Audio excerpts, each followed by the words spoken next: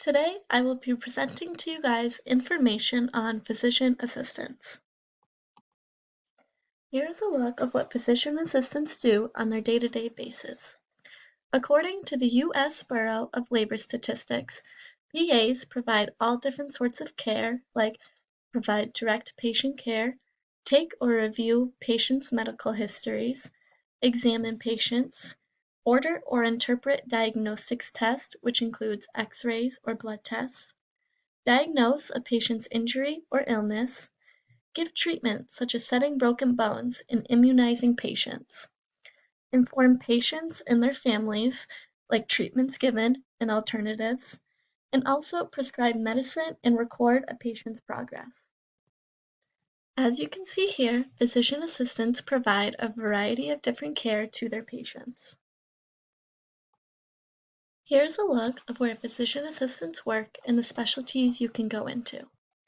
According to the University of Pittsburgh, some of the specialties PAs can work in are primary care, emergency medicine, cardiology, occupational health, geriatrics, radiology, orthopedic medicine, and surgery.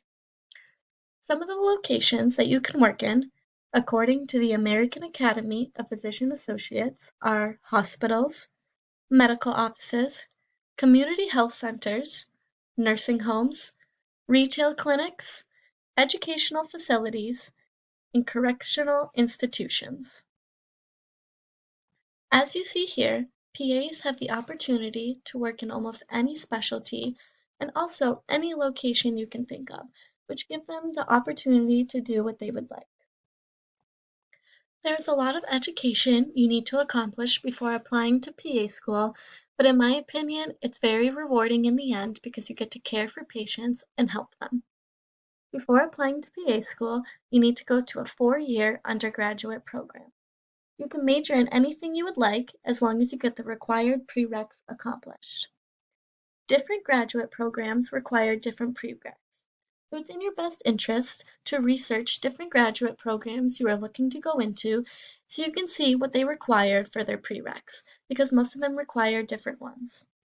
Most of these prereqs are like your science classes, which include anatomy, chemistry, organic chemistry, biology, and usually a statistics class. Some PA schools vary in length, but most are between 2 and 2.5 years.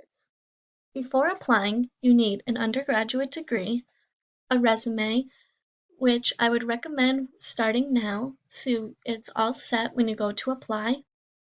You also need patient care hours. Most graduate programs require a minimum of 500 hours, but most applicants apply with approximately 1,500 or more patient care hours. Patient care hours can include becoming a CNA, an EMT, working in a nursing home, shadowing a PA, or becoming a DSP. You also need approximately 3 letters of recommendation. These can come from somewhere you internshipped for, a place you worked at, which can be your CNA or EMT job, or you can ask your department of your major at school. So I major in health sciences, so I could ask the health science department to write me a letter of recommendation. Some schools also require the GRE test. The GRE test is sort of like the SATs. It's a multiple choice test that usually tests you on your math and English. And some schools require this so they can get additional knowledge on how you are as a student. And like I said, not all graduate programs require this, so it's best off if you research which ones do so you're not surprised when you go to apply. Most schools also require an overall science GPA of 3.0. Most applicants, though, apply with a GPA between a 3.5 and a 3.8. Now, after graduating PA school, according to the National Commission for Certifying Agencies, duties to accomplish after PA school include the PANCE test. This is a test you take after graduating PA school to become a licensed physician assistant. This means you cannot start working as a PA until you pass this test. A passing score is 350, with a minimum score of 200 and a maximum score of 800. Here is a look of the job outlook for physician assistants.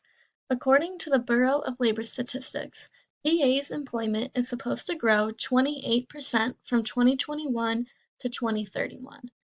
This is a much faster average compared to other jobs, especially in healthcare. This is because there's an abundant amount of openings because PAs are so versatile, so people are constantly switching occupations or specialties. Each year, there is about 12,700 openings for PAs. This means when you graduate PA school and pass your PANCE test, you have a very high chance of getting a job anywhere you would like because there are so many openings each year. I have made a list of things of what I find interesting about PAs and what has made me want to go into this occupation.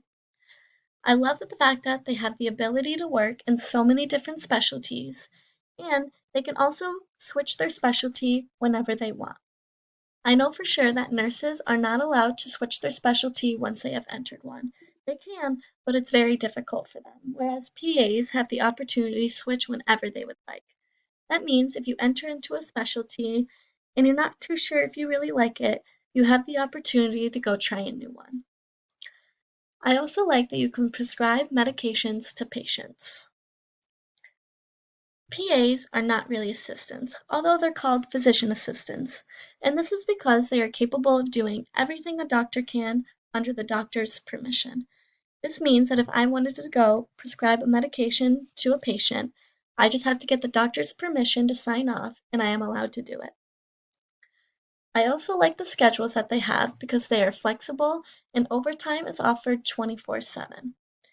A schedule for a PA is usually 3 days on or 3 nights on with a 4-day off schedule. This gives you the opportunity to relax on your day off and get back into it fresh. They also are able to provide intense care to patients, and you are rewarded by helping others. Here I have a list of websites where you can find more information on physician assistants. The first one is the American Academy of Physician Associates. This just gives you an overall look of what PAs do and what they are. The second one is Exploring Health Careers. This gives you a look of comparing different health careers so you can see what each one does. The third one is PA Professional Organizations. And the third is the U.S. Bureau of Labor Statistics, which gives you a lot of factual information on physician assistants like their job outlook, where they can work, how you can become a PA, and what they do. Here is an additional fun fact that I actually learned by joining the Health Profession Club. A few weeks ago, a girl came in to talk to us and she had just got accepted into the PA program at Westfield State. She informed us that the director for the physician assistant programs at Bay Path University, Westfield State, and Springfield College allow students who attended any of these colleges for their undergraduates an automatic interview. This means that if you did your 4-year undergraduate at either one of these 3 schools, you are automatically granted an interview. And what's super nice about this is that all of these schools are local. This is valuable because only 100 people are granted an interview after applying, which gives you an automatic opportunity out of hundreds and hundreds of people. It's super beneficial to take advantage of this and be as prepared as possible for an interview because they're already giving you the chance to be ahead of already hundreds and hundreds of people, so you need to be able to stand out. Lastly, I have a list of my references. The first one is the United States Department of Labor, which is the U.S. Bureau of Labor Statistics. And then I use the School of Health and Rehabilitation Sciences at the University of Pittsburgh, the American Academy of Physician Associates, which shows you where PAs work. And then I also have the National Commission for Certifying Agencies, which talks about the PANCE test and what it is that you need to do and how it's scored. And I also have the United States Department of Labor, which is also the Bureau of Labor Statistics again. Thank you.